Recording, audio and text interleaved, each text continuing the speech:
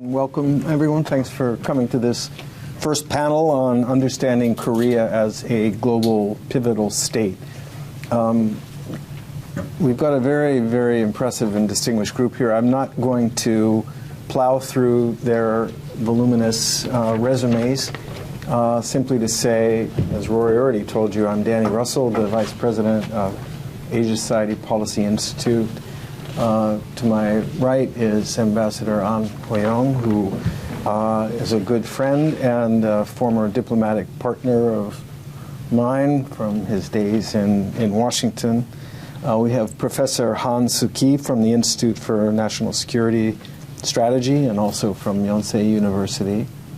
A close friend and colleague of mine, Allison Hooker, who has a distinguished career first through the U.S. government and now in consulting, and Sumi Terry, who is also a friend and former colleague. You can read their really impressive bios in the program online. Suffice it to say, we've got a wealth of experience and insight and intellect on the panel. This panel and the next one is on the record. That means that anything you say can and will be held against you on social media. Everyone will have an opinion. In addition to the wonderful people in the room, we've got a fantastic audience who will watch you online, not only throughout the United States, where Asia Society has various centers, but worldwide, I'm glad to say. And all of you, as Rory mentioned, will have a chance to pose questions after we've had a bit of a chat. So I, for one, am impressed that knowing that this panel was scheduled in New York this week, the government of the Republic of Korea, in an extraordinarily timely manner and a commendable effort to support Korea Foundation and Asia Society, just issued its first national security strategy. Now that's what I call just-in-time delivery. So that's still a thing despite the supply chain disruption of the pandemic. So we've got the first national security strategy of the Yoon government. Early in the beginning of the term, in the beginning of the year, we had not only the concept of Korea as a global pivotal state, but we had an Indo-Pacific strategy, which is new for Korea and very consequential. And the third major policy document, which Foreign Minister Park Jin raised, of course, is the Washington Declaration. These are three really big statements about the direction that Korea intends to go, about how Korea sees its interests and its security. But some of us haven't read them from cover to cover. So the two questions I'd like to begin with to both you, Ambassador Han, and you, Professor Han, is could you, number one, unpack these a little? Tell us a little bit about these documents. What are the big takeaways? And secondly, what do you think that this package of policy initiatives tells us about how Korea, the Korean government, Korean companies, Korean institutions, Korean people, how they see the security threats, particularly in the Asia-Pacific region today? Well, can you hear me? Yes. Okay, because I should be starting by testing my microphone. And but at the same time, I should be thanking you. I should begin by thanking you for being here this afternoon, because we are in New York. Everybody is busy. So I really thank you for taking time to come to participate at this seminar. Thank you so much. Having said that, there are two questions I'm getting from Danny. Then I have to tell you, they are unrehearsed questions. When it was only after I arrived here that Danny told me, these are the questions I'm going to pose for you. That's Danny's style.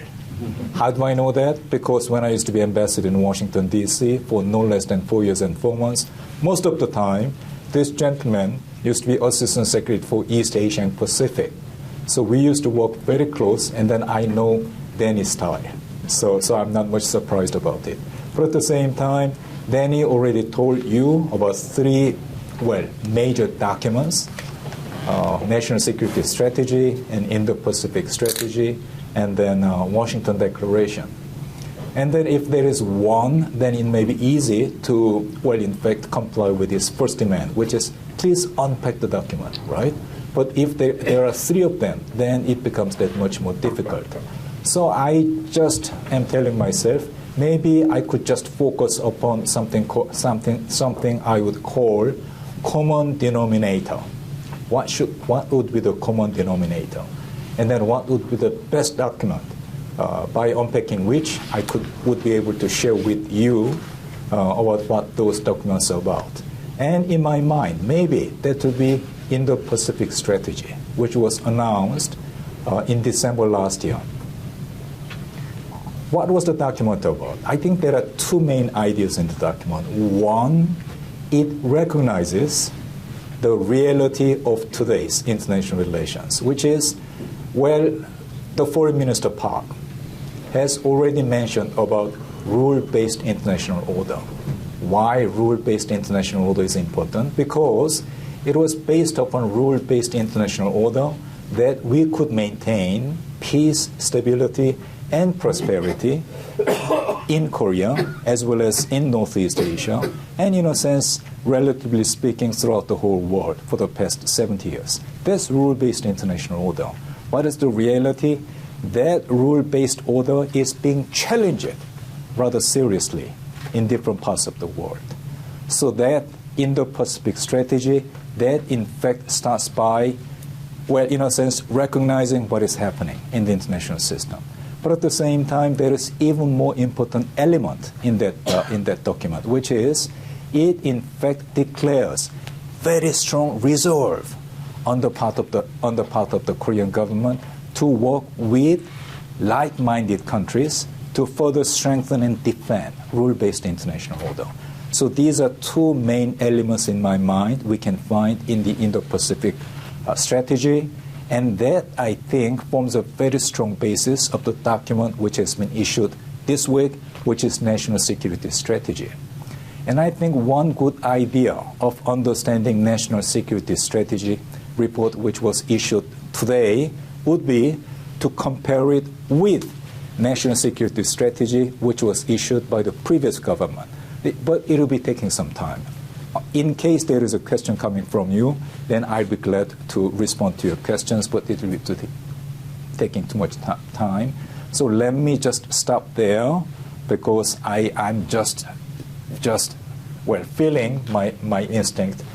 Danny is getting, in a sense, impatient. Not at all. Right. I'm not going to let you off the hook just yet, because I want to follow on before I turn to Professor Han with the second part of the question, really, which is, what have we learned? What do we see about how the Korean government, let's say, sees the threat that it faces? What are some of the drivers? You talked eloquently about the goals and the aspiration for a rules-based international order, and I think that connects to a global pivotal state as well.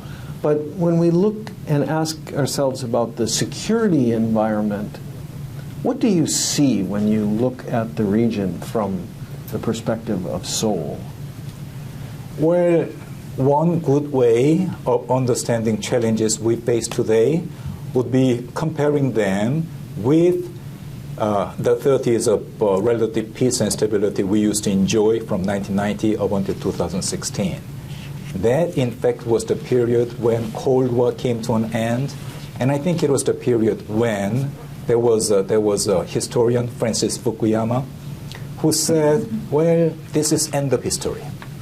And then some of you would remember what he used to say at the time. And then I very much hoped that he'll be right.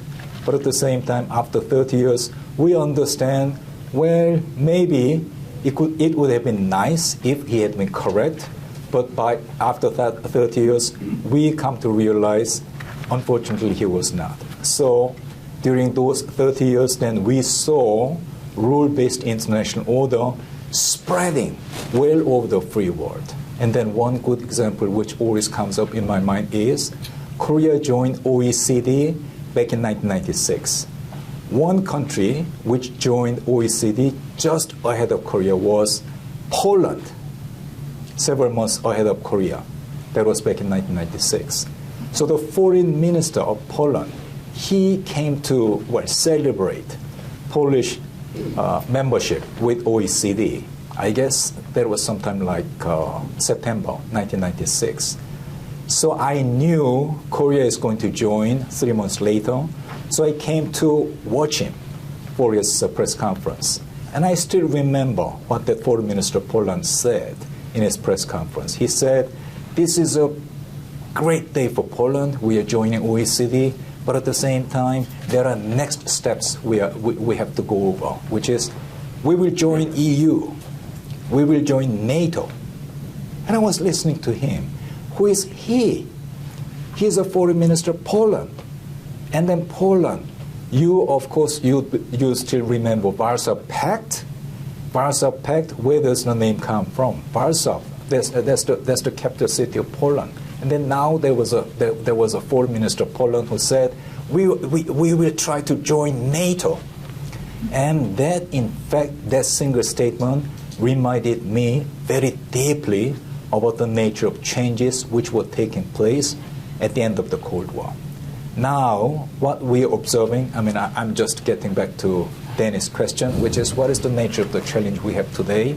I think it is the reverse, something which, in fact, in the reverse taking place today, in the sense that, if that tectonic change from post-Cold War to post-Cold War to the post-Cold War was, in a sense, reduction of tension and, in a sense, promotion of international exchanges in various different areas. What we are experiencing today is something just taking place in the reverse order, and then that's what we are experiencing and observing in Ukraine, in Taiwan Strait, on the Korean Peninsula, in the Middle East, and then that's the world we are experiencing, and then that, in fact, is all the more reason why, as I already told you, I think what Korea has done last year as well as this year, that is to say, declaring Indo-Pacific strategy last year, and then coming up with the national security strategy this year, why I think they were so timely and so critically important. So as a former diplomat of Korea, I fully support what the Yoon Suk-yeol government is doing. That's a great answer. I admit I wasn't expecting to hear about Poland in your answer, but it makes sense. History didn't quite end, and in any event, it started back up again with a vengeance. Exactly. And just as we passed through some important threshold at the end of the Cold War, you're right to posit the question of whether the era of strategic friction, strategic rivalry is not looming, if not back on us. Thank you. Danny, among those three documents you mentioned, then I covered a little bit of Indo-Pacific strategy as well as national security strategy. I didn't say too much about the Washington Declaration, but I'm pretty sure Professor Han would be more than fully sharing his Professor views. Han, feel free to go where you want, but the basic question set is still on the table. Sure. How should we make sense of these important policy developments, and what more can you tell us about the perception from the Korean point of view about the threats and the challenges in the region? Thank you, Ambassador Ahn. In contrast to Ambassador Ahn's grand views, my major is Chinese studies, so I try to more focus on regional perspective. I think Yoon Suk-Yeol government, they just postured these three documents. The major reason, I'd like to explain these implications, these three documents from three perspectives. First one is departure from previous government. Previous Moon government, they tried to focus on North Korea, and they tried to be more friendly to China, and they tried to put some distance from the United States and Japan. That triggers a lot of problems, and then many Korean people, they got fatigued from those kind of strategies. So I think the President Yoon Suk-Yeol, he wants to posture to three documents. He wants to represent Korean people's aspiration to depart to be out of those kind of the previous schemes.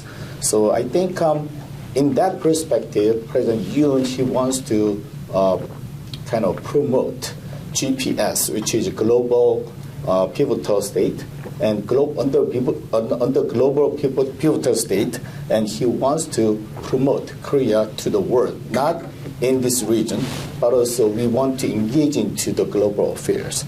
That's first implication. Second implication is usually Moon government and previously the Roh Moo-hyung government, they try to more focus on Korean peninsula perspective. I think Korea is a getting bigger country, and they're getting grown. It's number 10, the industry in the world. So we try to expand our views to the global perspective. So in that perspective, I think the President Yoon Suk-Yeol, he wants to get out of the Korean Peninsula perspective and U.S.-China competition perspective. He wants to expand Korea's perspective to the other countries. On that perspective, he joined the summit meetings of NATO, and he wants to be interested in Ukraine crisis, and he wants to expand his interest to the other countries in the world. That's the second. Third one is how we can expand our perspective to other countries. The first thing is we try to strengthen U.S.-Korea alliance. And based on that one, we want to strengthen U.S., Korea, Japan tripartite cooperation. That will be a major carrier to expand our own perspective to the world. Key thing of President Yoon Suk-Yeol's activities would be his all of a sudden he wants to make a detente with Japan. Actually, since 2012, when President Lee Myung-bak he visited the Dokdo, and since then, Korea-Japan relationship was very sour. Especially previous 5 years, the Japanese people, they really hate Korean people really hate Japanese people. It's not that easy to make these two countries to be better relationship. I think that is only Yoon Suk-Yeol, he can make this kind of progress, because every other politician, they cannot make it because they are concerning about their popularity will be decreased.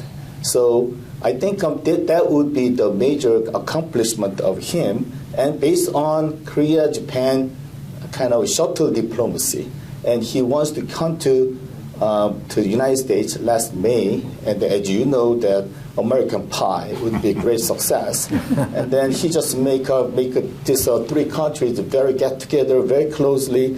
I think that will be a great success and great implication of the three documents. But at the same time, we have some kind of risk and also kind of a side effect. The first thing is North Korea. North Korean threat is still there, and Ambassador Han, he just mentioned about a lot of global perspective of threats, but I tried to speak about regional and the more kind of specific kind of threats that Korean people will perceive. The first thing is North Korea's nuclear. North Korea's nuclear is still there, and every day they are developing, and that will be very threat to Korean people perceive. So that's why we just mentioned that extended deterrence and then Washington Declaration, and we want to strengthen our alliance with the United States. Second thing is China. Maybe I visit Washington, D.C. In Washington, D.C., many people say to China, China, China, China, China. But China is kind of, from Korean perspective, Korea is not a threat yet, but it's kind of risk and it's kind of challenge. I think the U.S.-Korea alliance, and we strengthening U.S.-Korea-Japan tripartite cooperation. Why we have to strengthen this? Because of North Korea nuclear threat. But from Chinese perspective, this kind of crazy activity would be threatening to them, they believe. So China is gradually, they try to pressure upon Korea right now. I think China's pressuring would be getting more threat or getting more risk to Korea. That is at this moment the current situation. Thank you. Well, thank you. You, I think, make an important point in distinguishing or marking the transition from the national security strategy of the Moon government, which I think was in 2018, if I'm not mistaken, and this version of the national security strategy. One thing that really leaped out at me as a big difference between those two documents was, not surprisingly, the way they frame the North Korea issue. And I recall that the national security strategy under the Moon government was all about a prosperous and peaceful Korea Peninsula. It was very aspirational, very hopeful.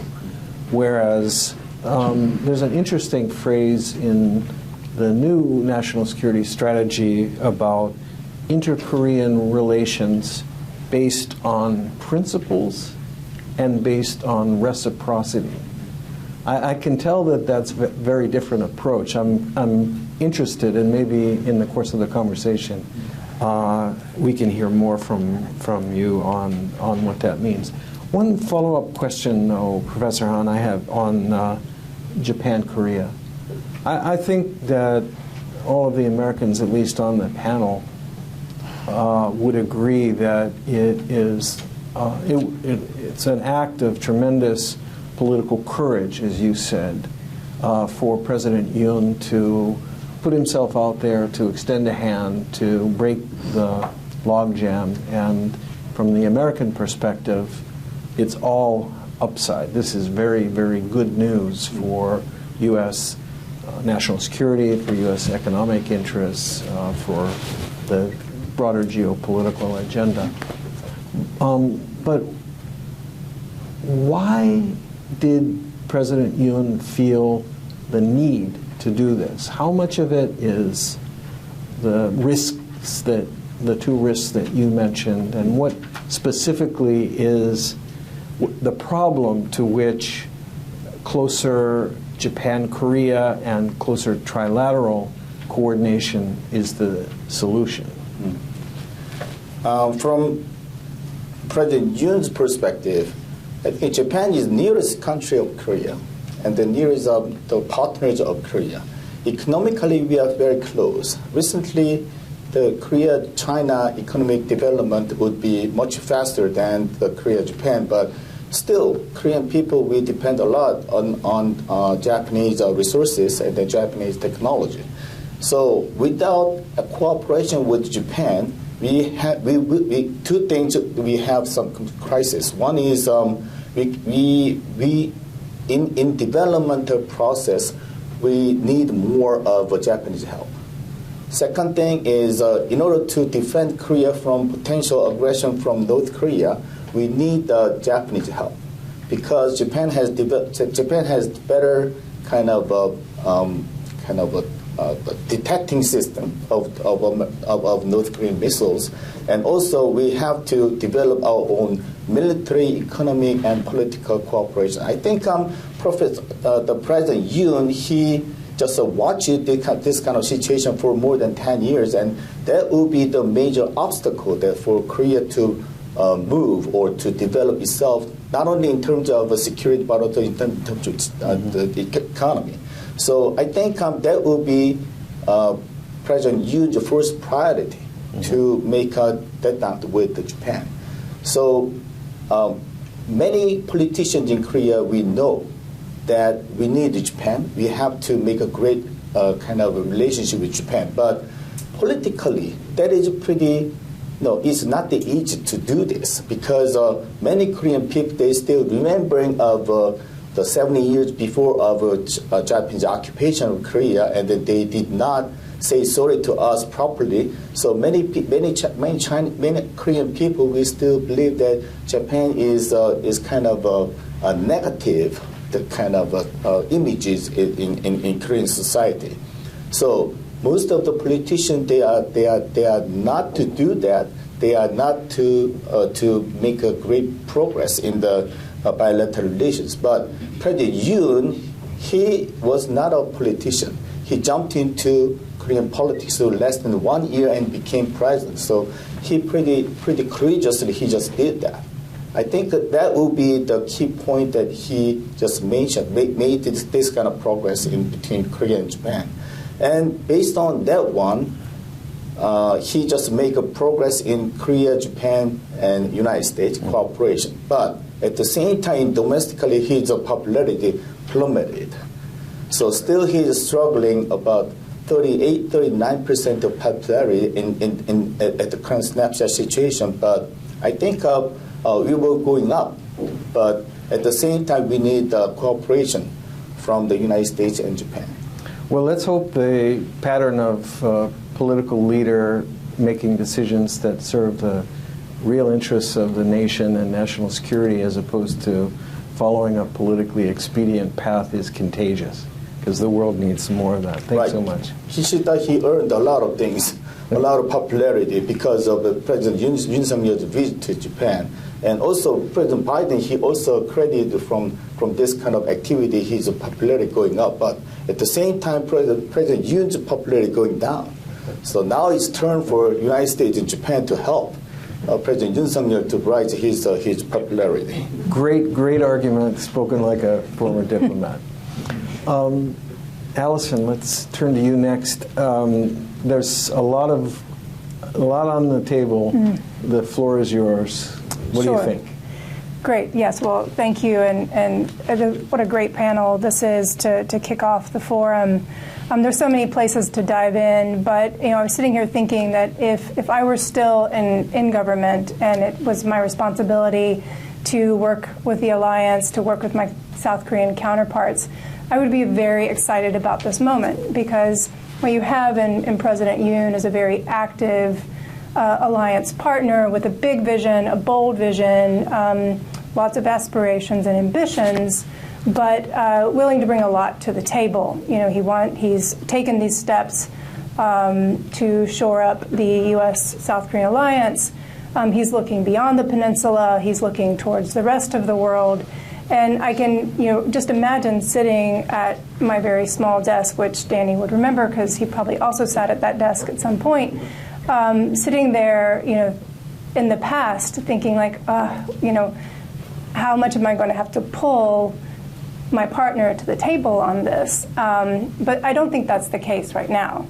And that really goes back to what, I think everyone has mentioned so far, it's Yoon's global pivotal state vision that he had coming into office. And yes, it's ambitious and it's aspirational, but I think it's definitely driving each of these policy documents that we've talked about so far. It's driving the new, working from the most recent backwards, the new national security strategy, which lays out 4 specific goals, which I think are surprises to no one: North Korea, China, supply chain issues, China in the context of U.S.-China competition, supply chain issues, and then sort of a broader kind of threats from infectious diseases, climate change, these kind of sort of new threats that are facing all of us. And you can see the boldness show up in that document. You can see the boldness show up in the Washington Declaration and in the Indo-Pacific strategy. And from my perspective, in addition to this sort of excitement about the relationship, I think it's wholly appropriate for Korea to have such a grand vision, for the Yoon administration to have a grand vision for what more Korea can do globally. I tell a quick story, which Ambassador Ahn may or may not remember. It wasn't directly with him, but during my time planning for summits at the National Security Council, I was sitting down with Korean counterparts and urging them for some strong language in one of our documents, much like we're talking about today. And there was a reticence because of concern about China's reaction. And that's natural, that's normal. As we've talked about, China is a huge it is the main economic partner for South Korea, but the reticence to take a strong stand was not on economic issues. And my counterpart said at the time, well, we're just a shrimp between two whales. Now, I'm sure many of you, if you follow Korea, you've heard this phrase a million times. But I would say, what I told my counterpart then is, you're not a shrimp. You're nowhere near being a shrimp. There's so much you're you bring. Squid. That's a good one.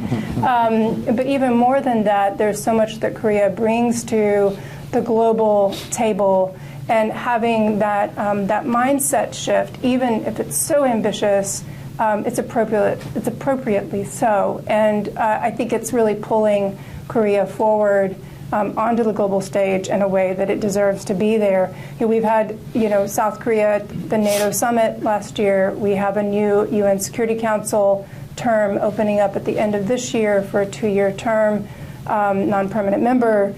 There, are so many other ways that Korea is taking its place, and I just genuinely am excited about that. That doesn't change the fact that we have very real challenges, and just a couple of, just to affirm and agree with what my colleagues have said so far. Of course, North Korea is going to continue to be the major challenge for the alliance because it's the closest dog to the sled, as we say. It's the closest threat. It's a real threat, and the steps that both the Biden administration and the Yoon administration have taken to shore up the alliance, to take these bold steps on a nuclear consultative group and on extended deterrence, et cetera. It's a step in the right direction. Is it everything we should be doing? I don't know how you make it perfect, but it's a step in the right direction. There's the China threat, where I think having a stronger alliance brings strength to the table there as well. There's the supply chain issue. Of course, Korea has so much to offer on the supply chain challenges that we face. And as I've talked about in other fora with regard to the alliance, really taking steps in emerging technologies and critical technologies. This is the future of the alliance, and I'm excited to see what more we're going to be doing together. We are both innovative states, and we need one another, and both countries will bring a lot of synergy.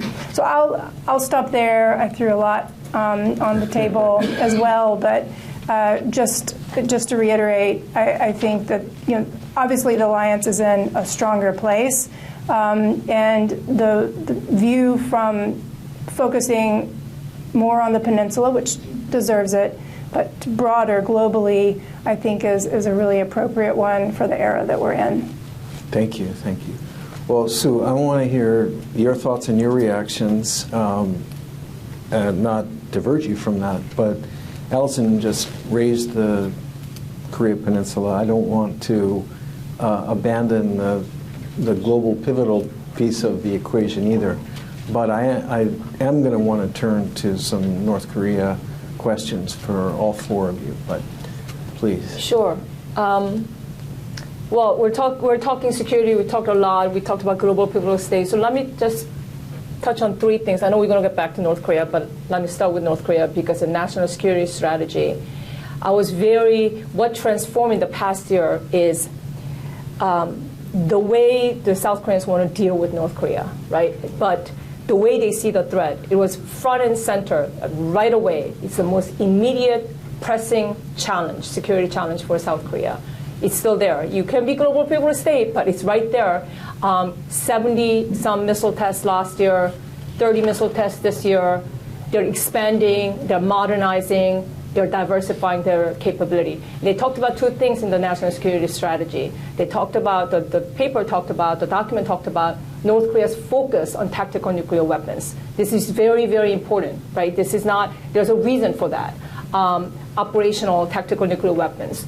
Secondly, the national security strategy talked about North Korea's focus on preemptive use, this threat of preemptive use.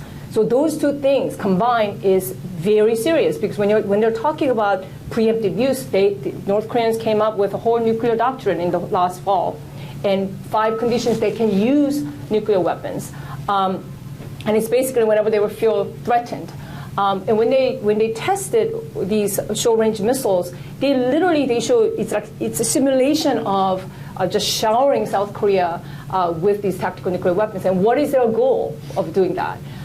Their goal is to really split the U.S. ROK alliance, right? This is where they're headed. This is what they want. This is their long-term goal. This is why they're focused on tactical nuclear weapons, and they are talking about preemptive use, because the hope is that one day you will make it too costly and risky for Washington to come to South Korea's aid, right? By holding the long-range ICBM in reserve, which they've been testing and modernizing, expanding, and by having this capability, they're hoping that one day maybe a future U.S. Isolationist leaning president would say, this is too risky to come to South Korea's aid, and this is what they are getting at. So I'm providing context in which this Washington Declaration came about, right? Mm-hmm. So South Koreans, understandably, are very anxious about the North Korea's expanding nuclear program. Then there's a context of Russia's invasion of Ukraine. Also, we didn't really get to talk about that, but a nuclear-armed country invading a non-nuclear country. Ukraine gave up nuclear weapons in 1994. So in this context, there is anxiety. So there are, you have these recent polls in South Korea that show the majority of South Koreans support South Korea developing some sort of nuclear capability. Okay, it didn't go into all kinds of detail about whether they would really want it, if it's, but it's still, you're showing the South Korean level of anxiety when it comes to North Korea. This is again the background in which this Washington Declaration came about during the summit. It's to really assuage, from the Biden administration's perspective, assuage South Korean concerns about, extended nuclear deterrence. While, what did Biden administration get? We get South Korea still sticking to the non-proliferation pledge, right? So they're not going to go nuclear. So this was some sort of a compromise deal. It's not perfect. There are still conservatives in South Korea saying, well, this Washington Declaration is not enough because this nuclear consultative group, or even U.S. president guaranteeing that we're going to talk to the South Korean president before using nuclear weapons. All this consultation, sending this more defense, the military exercises, contingency planning. Some hawks would say, well, it's still not the same as South Korea developing nuclear weapons, right? But as Allison just said, it is a start. This is a still acknowledgement that U.S. and South Korea together in tandem can respond to North Korean threat. They're doing something about it, and this is a flexible piece. It's like a clay you can mold into something. So it is a reasonable start. It's not perfect. It's not going to get rid of South Korean concerns, but that's what that's all about. Secondly, just quickly on the U.S.-China piece. Of course, South Korea, you've heard of this strategic ambiguity, balancing, all of that. The South Korea has been doing this kind of hedging policy because China is South Korea's #1 trading partner, as Allison said. Trade between South Korea and China is double that of South Korea, Japan, South Korea, U.S. combined. Makes sense. Like South Korea is caught between their trade partner and security partner. But President Yoon has been in this past year a bit more vocal about pushing back on China, and talking about this kind of with like-minded allies, a lot of universal norms and values and so on. And China is not going to like it. My only point here is that this U.S.-China competition is going to get worse. Domestic politics, both in all capitals. In Taiwan, there's going to be an election coming up. It's not a good scene. U.S. domestic politics It's all about who can be tougher on China. So Congress, U.S. President, there's going to be that. Whoever the candidates are, there's going to be more pressure. So I think South Korea, this is going to be a continual challenge. And the last piece on the Japan piece, because this just came about, I do think I have to agree with my fellow panelists in that President Yoon showed extreme courage here. South Korea-Japan relationship is, anybody who worked on this is like I rather like deal with North Korea policy than have to work with Korea, Japan, and in terms of their relationship. Like, please make that go away. It's just not something that one can. This is very, very difficult thing. This was domestically very, very unpopular decision to have this forward-leaning relationship with Japan and to strengthen Korea-Japan-U.S. relationship.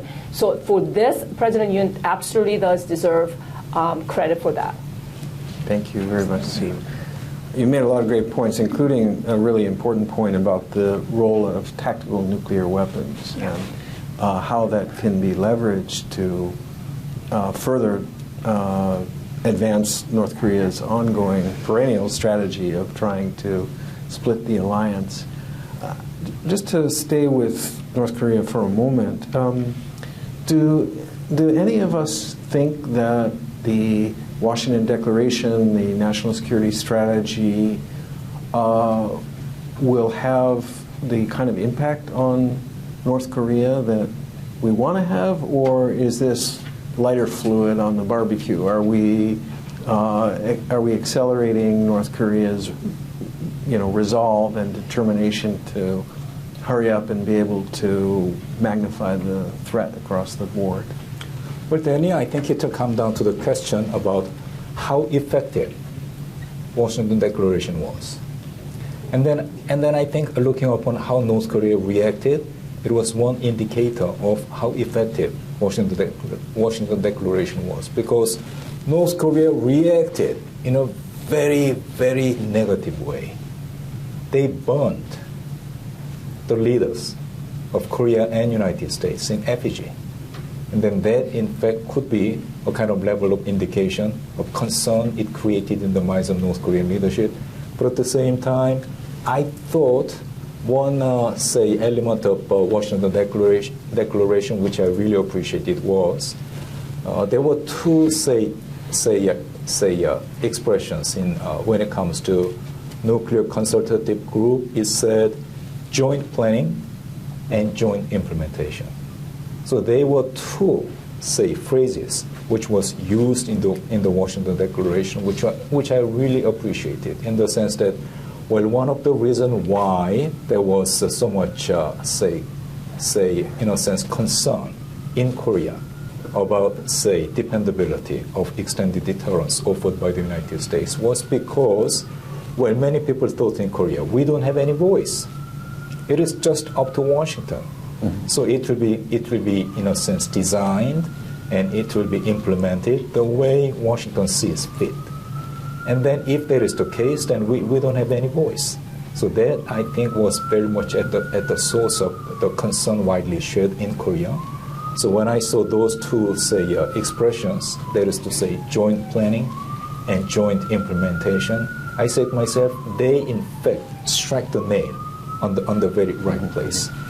So that's a positive impression I had. But at the same time, when it comes to this is a question which Suk-Hee has raised, which is how widely would we be able to remove the concerns in the mind of South Korean citizens? So that question is still there. I think one of the most efficient way of removing much of those concerns would be how we implement the Washington Declaration. And then I think we have been, in a sense, making comparison between NCG, between Korea and the United States, and NPG, between the United States and NATO. And then when it comes to NPG, then we have to think about three-tier, implementation body. You're getting a little bit technical here. Yeah, right.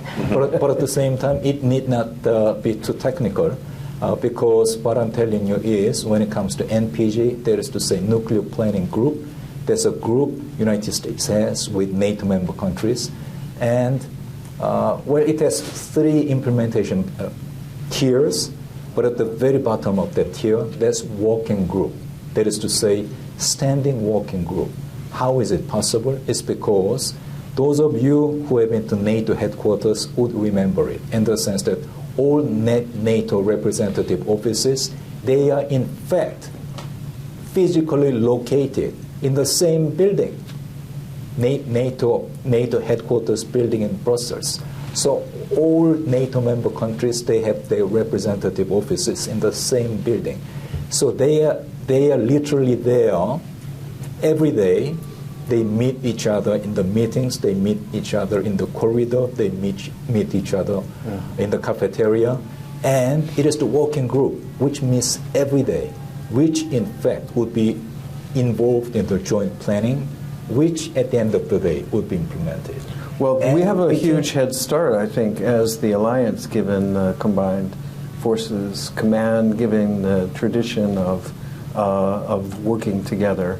And mercifully, there are only 2 countries and not 27.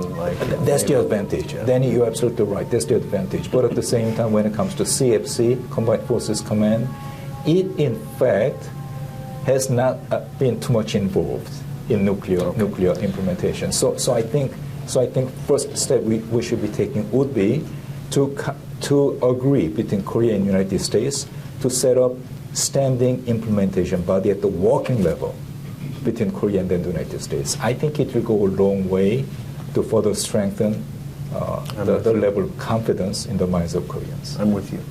I think we've used up our quota of acronyms for this panel. We still have a little bit of time left, and I will open the floor to your questions. We have, I hope, someone with a microphone standing by. But before I do, I have 2 quick questions. One for our North Korea experts at the end, and one for Professor Han. I mean, on North Korea, I just wonder your views about the impact that we are likely to have on North Korea from the Washington Declaration, from this step. And for Professor Han, similarly, presumably China has, whatever concerns China has about the prospect, well, the reality of North Korea's nuclear program, it certainly has very serious concerns about the prospect of either a nuclear partnership agreement or let alone a nuclear sharing agreement with South Korea and or with Japan. So just a quick thought on reactions to these developments. So we're not adding to fire, but fuel to fire. They were already doing it anyway. So I don't think necessarily because we have Washington Declaration or document now, this is what's going to make North Korea. Look what they have been doing in the past year.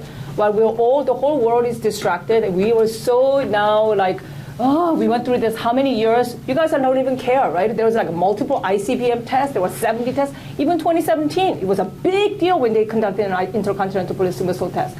Here, I know it's not a big deal because I don't get called to go on TV anymore. Like nobody cares. There's an ICBM test, solid fuel rocket test, and hypersonic test, and train-mounted ballistic missile test, whatnot. I mean, they don't care. So they're on this course, and in the tactical nuclear weapons too, it's part of their defense plan. They have a 5-year plan.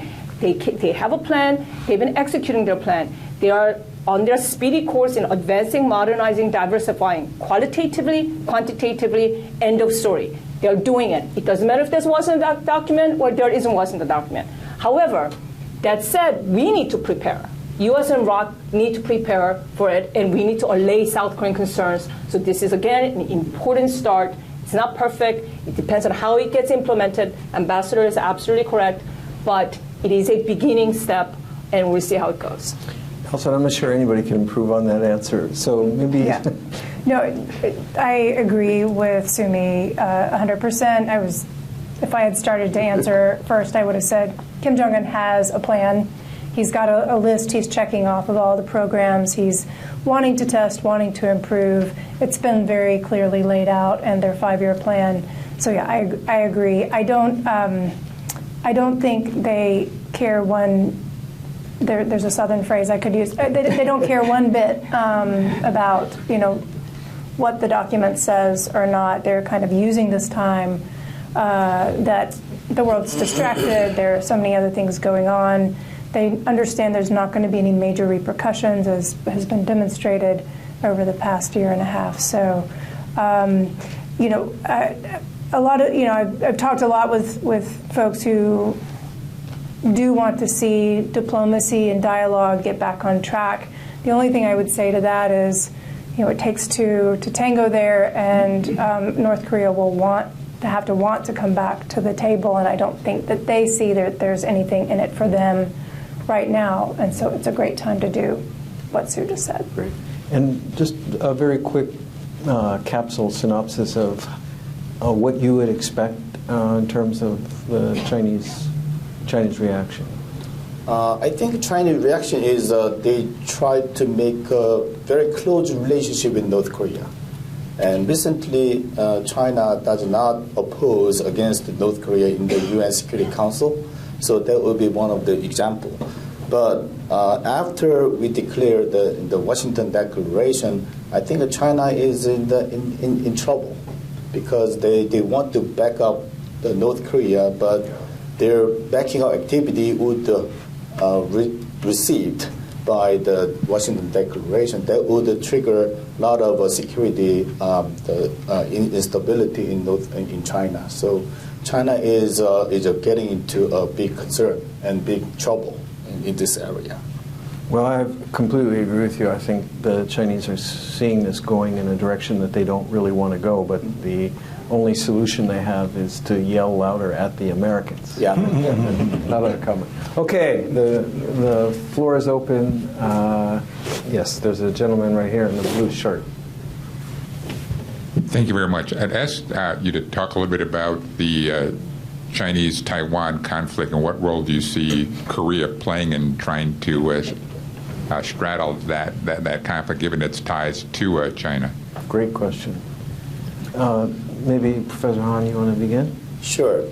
From Korean perspective, Taiwan contingency is Korea's contingency, because Taiwan contingency it carried with economic containment. So Korea, our import of our energies, 80% of our import of energy coming through that Taiwan Strait. So if they have anything happen that we have directly, we will be influenced by those kind of activities. So I think the Korea is concerning about Taiwan contingencies. That's why President Yoon, he just emphasized the peace and stability on the Taiwan Strait. And that's why he said that Taiwan Strait, he opposed to the activities of any change of current status quo by force.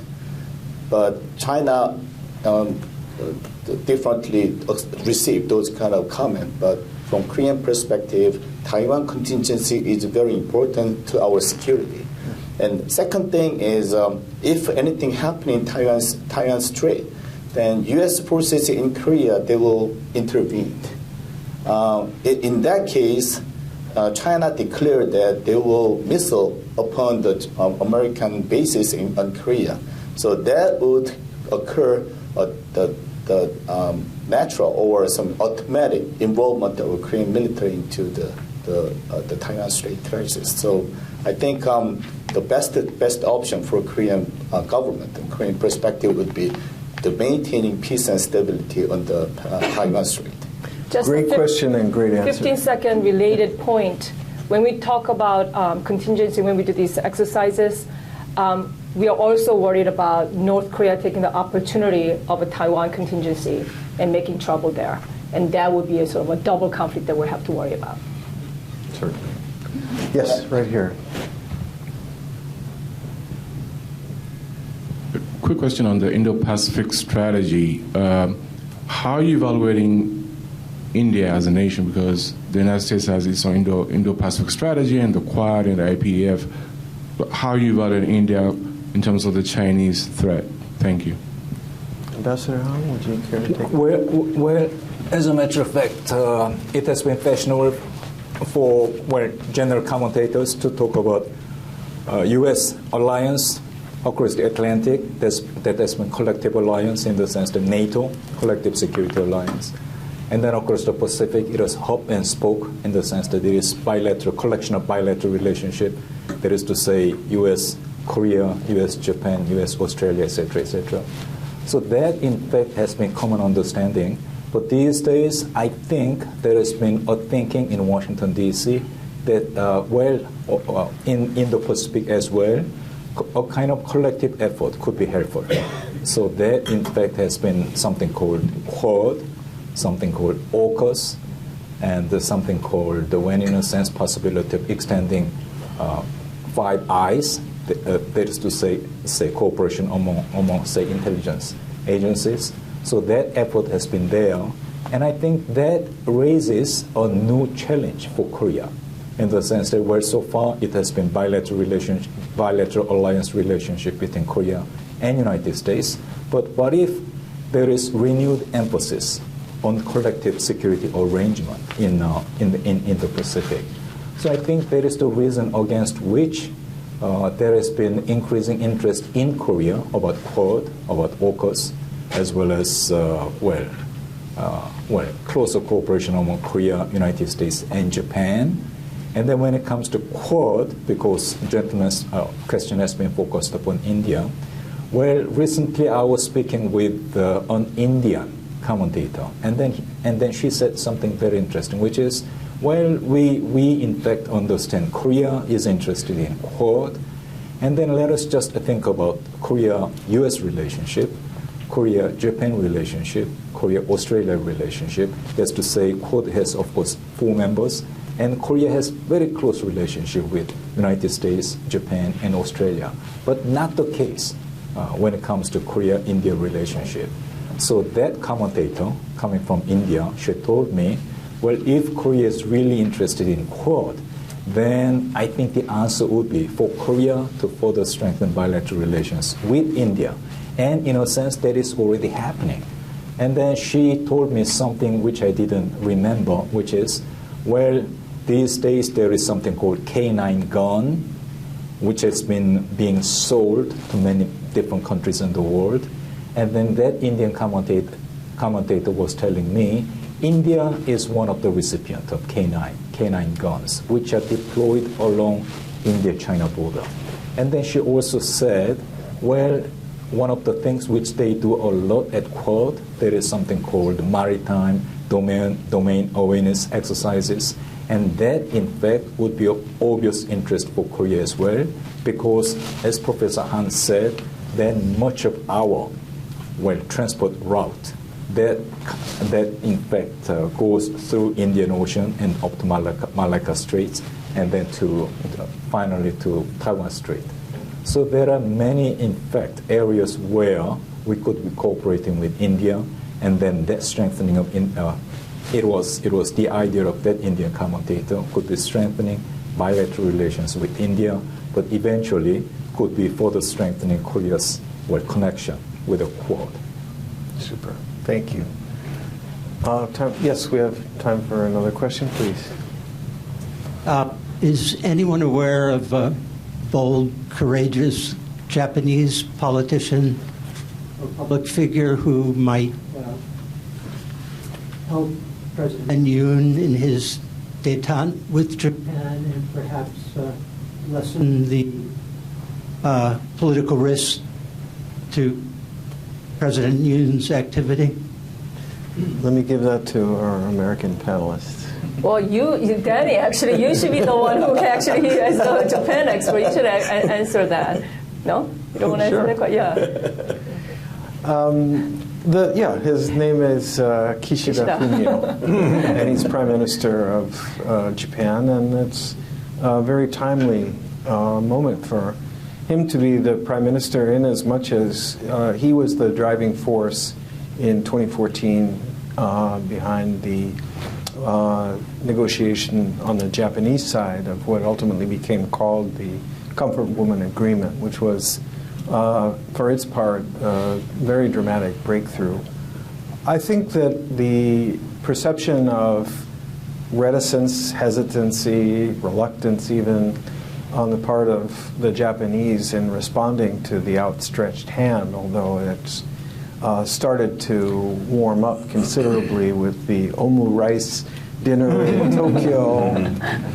The Japanese figured out what President Yoon's favorite meal was and found the restaurant that had originated this recipe and took him there, is attributable to the political calculation, no lack of courage here. I think it's a matter of political savvy that if you hit the accelerator too hard from a dead stop, right? All the payload is going to fall off the back of the truck, right? I think Prime Minister Kishida wanted to make sure that when he moved to engage and to help reconstitute a constructive bilateral relationship between Japan and Korea, he didn't move so fast that he left the rest of Japan behind.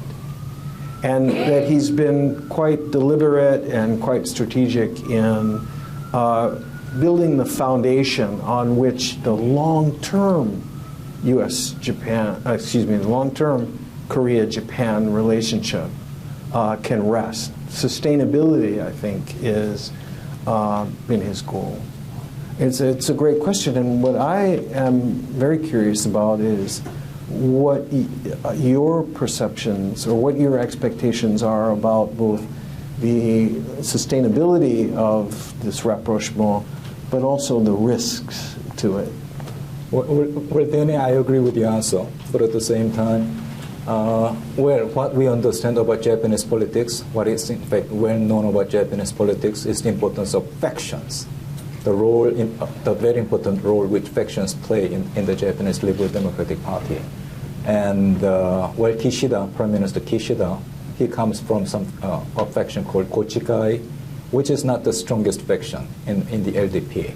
So I think, Dennis' analogy of striking on the accelerator too strong when the car is standing still, that in fact is a good analogy, but at the same time, I think it will come down to the question about the size of the engine. When the engine is too small, if you want to accelerate it too hard when the engine is small, then it wouldn't move efficiently. But Gochikai, that problem is there. But we were listening to Professor Han in the sense that his popularity, Prime Minister Kishida's popularity, it has gone up over than 50%. So it's good for him, but I think it's good for Korea-Japan relations as well. But there is one relatively unknown story, which is that the biggest faction in the Japanese LDP, there is still Prime Minister Abe faction. And then there is another leader in the Abe faction whose name is Aso. And then this is a relatively unknown story, which is that Aso-san has been to Korea. And then he's a former, leader. Used to be rather strong in the former governments, but doesn't hold important portfolio in the present government. But still, President Yoon met with Mr. Aso, which in fact was received very positively on the part of Aso, as well as by the LDP. So that in fact is a kind of Japanese politics, certain peculiarities in Japanese politics, which we must understand, and then which we must play. But about your last point about sustainability, then I think somehow what has been lacking both in Korea and Japan was, in a sense, broader understanding about the importance of the partnership between Korea and Japan. In a sense, we've been taking it for granted to our Agreed. Yeah. Professor Han, anything you want to add? Yeah. Again, if I just talking practically about Korea-Japan relationship, the sustainability, Japanese people, they believe that the most important thing is how Yoon Suk-yeol government will be sustained and then reproduce the conservative government. Because Japanese people, they've witnessed that Moon Jae-in government, they just reversed. They've agreed before. So they are really scary that they are really temporarily welcome Moon Jae-in government's rapprochement with Japan. But they are concerning that just in case 4 years later, if Yoon Suk-yeol government will be replaced by another that's a minority party, then the Korea-Japan relationship would be very different. So they are concerning about that. So on that perspective, I requested Japanese counterpart to help Yoon Suk-yeol government. At the same time, the same thing happened between U.S. and Korea relationships. So U.S. government and U.S. people has to help to reproduce the conservative government in Korea. So that might be very important, the buttress between 2 countries and 3 countries, to maintain our relationship. Thank you. Thanks. Well, there are so many more questions I'm sure you'd like to ask, and I certainly would like to ask. There are some big topics we haven't really unearthed, like the implications and the impact of the war in Ukraine and the Russia factor. It's a long list. But, all right, we have special dispensation to take a final question. Thank you for the interesting discussions. And I have a question on Korea and China relations. Recently in Korea, the Chinese ambassador to Korea said that the Korea's betting on the U.S. would be misjudgment or regretful decision. So, which has led to disputes between two countries nowadays. So, considering that the nature of this pressure will only to grow, so what do you think the alliance between Korea and Japan and the U.S. role to resolve this kind of pressure?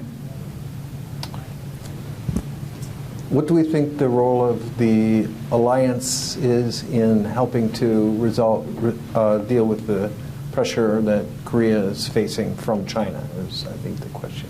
Well, why don't we each take a quick shot? I'll give a shout out to our colleague Victor Cha, who wrote a foreign affairs article and a collective economic, preparing for collectively with like-minded allies to prepare for to push back on economic coercion. This is why I meant earlier when I said this pressure is going to only continue to grow because China, Beijing is very unhappy with this trilateral strengthening of Korea-Japan-U.S. relations, all kinds of things they've been working on, like this radar linking decision recently. Only the pressure is going to grow. But South Korea has an experience of you cannot just bend over and just give it to, because it is not going to, that does not relieve pressure, right? South Korea already went through this economic coercion before during the whole THAAD deployment fiasco. So I think for South Korea, the answer is to work with like-minded allies and push back. Yeah, I agree with that 100%. And I think the Chinese actually said the same thing to the Japanese as well. So this is a new line for the Chinese, trying to say you can't rely on the U.S., so you should, not align with them and side with China, which is more along the lines of the coercive tactics that they've used before. So strengthen numbers when dealing with that kind of threat, and I think strengthen the alliance, the steps that are being taken to strengthen not only the U.S.-South Korean alliance, but also the trilateral security cooperation and all the things that we just talked about, and also partnerships with like-mindeds around the world is what we can do together. First of all, Ambassador Shin Hai-min, he warned Korea with the comment of imitating President Biden's comment. So it's not a good bet to be against the United States. And second thing is I know Ambassador Shin Hai-min personally very well. He's not a good friend of mine, but he is. I don't know whether his comment or his activity. He just maintained that kind of activity based on his order from the government, or he wants to initiate those kind of trouble. I'm not sure, but if anybody asks me why, then I would bet second one. Well, if you have him on WeChat, remind him that President Xi Jinping has outlawed gambling, and so he shouldn't be talking about bets. He did the same thing many times before. So I think that is, I'm not sure whether he is do that by the government order or his personal activity. Third one is that kind of event gave me some kind of idea that China did not change yet. Korean government, the Yoon Suk-Yeol government is very different from Moon Jae-in government, but his activity is effective to Moon Jae-in government, not to Yoon Suk-Yeol government. So that is concerning me. So China has to know about what's different, but what will be Yoon Suk-Yeol government. Yoon Suk-Yeol government is very different, completely different from Moon Jae-in government, but Chinese activity is the same. So that might cause some trouble between two countries. That's a very good and interesting point. Ambassador Han? Well, Professor Han made 3 points, and let me just try to elaborate a little bit about the third point. And the thing is, well, in my previous intervention, I talked about Indo-Pacific strategy, which was announced in December last year. And then when it was announced, then there was certain concern expressed in certain corners of the Korean society, where this kind of strategy, wouldn't it be, in a sense, undermining Korea's relationship with China or Russia or those countries which, in fact, do not necessarily support rule-based international order. So that, in fact, is there in the Korean society. And for them, I just try to remind them about what Indo-Pacific strategy says about China. And then what it says is that this Indo-Pacific strategy, it in fact does not target any one single country or any group of countries. And Korea will continue to develop relationship with China on the basis of principles, that is to say rule-based international order and mutual respect and mutual benefit. That's what Indo-Pacific strategy says. And then that, in fact, is very closely related with what we just heard, the third point from Professor Han, in the sense that, well, maybe China doesn't fully realize yet what Yoon Suk-Yeol government means in what it said through that strategy. That is to say, we are more than ready to continue to work with you, but it will be done in such a manner which will not undermine rule-based international order, and then which will be based upon mutual interest and then mutual respect. Great. China must understand it. Well, thanks very much to the audience for great questions. Thanks to what terrific panel. This really has been a wonderful discussion. I've learned a lot, not least of which is that being burned in effigy by Kim Jong-un is a good thing.